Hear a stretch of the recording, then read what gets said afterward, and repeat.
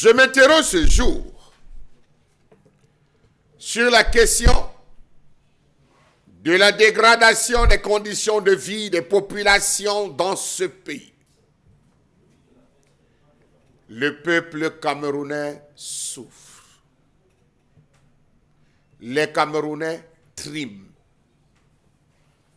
Les Camerounais ont faim. Les Camerounais ont soif. Depuis plusieurs semaines, le pays vit un stress permanent entre inflation, délestage, manque d'eau potable, nouveaux impôts et taxes, extension de la taxe sur les produits pétroliers au gaz naturel liquéfié, institution de plusieurs taxes incompréhensibles. Le 1er janvier 2025 est rentré conformément à la loi de finances 2025 une nouvelle taxe. En plus des 0,2% de dépôt et de retrait, 4 francs CFA sont rentrés désormais au-dessus des 0,2% de francs CFA de dépôt et de retrait. Ce qui suppose une augmentation considérable en termes de dépôt et de retrait.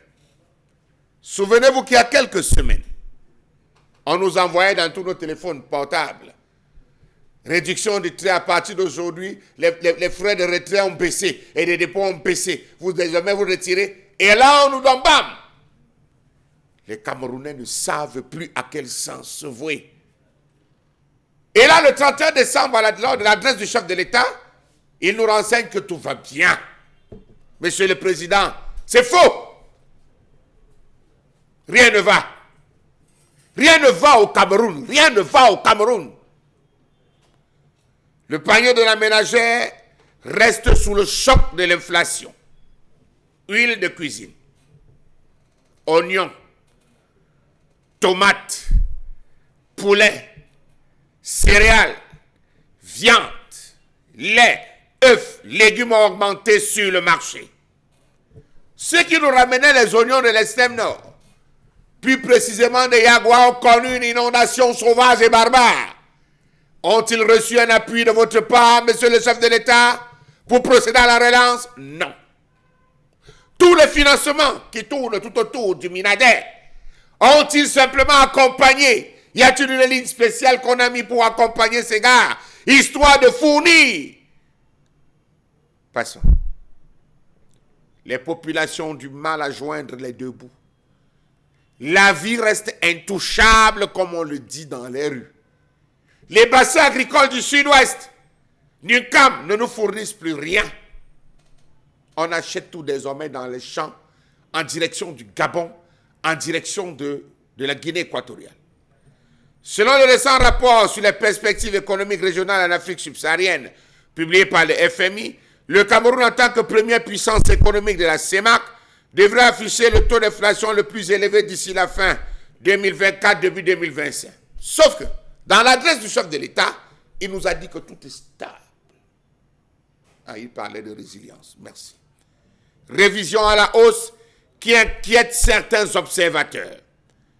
Les produits alimentaires et le transport n'épargnent personne. C'est encore plus grave à l'heure où on parle. Pourtant, il n'y a pas eu augmentation.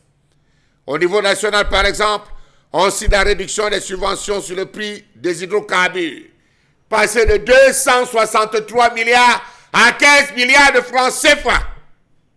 On nous a dit rien ne va bouger, rien ne va changer.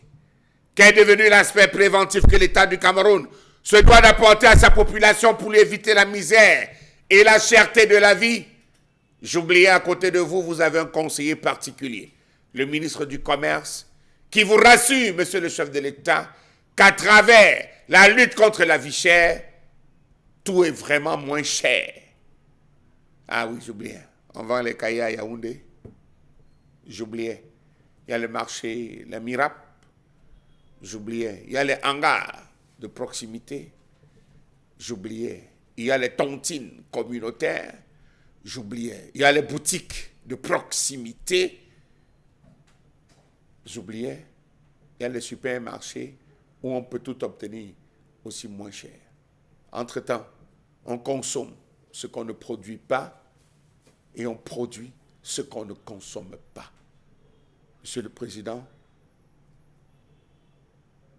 les Camerounais sont dans la misère totale.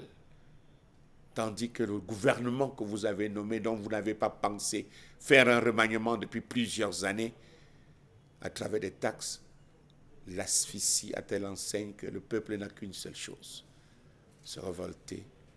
Parce que même crier, votre gouvernement empêche même ce Cameroun, ces Camerounais, ce peuple, de pouvoir crier. On nous frappe, on nous muselle. La répression atteint son paroxysme. Mais nous sommes interdits de pleurer et de crier. Peut-être, à tort ou à raison, l'Église, elle, se rend compte que les fidèles pleurent. Que faire?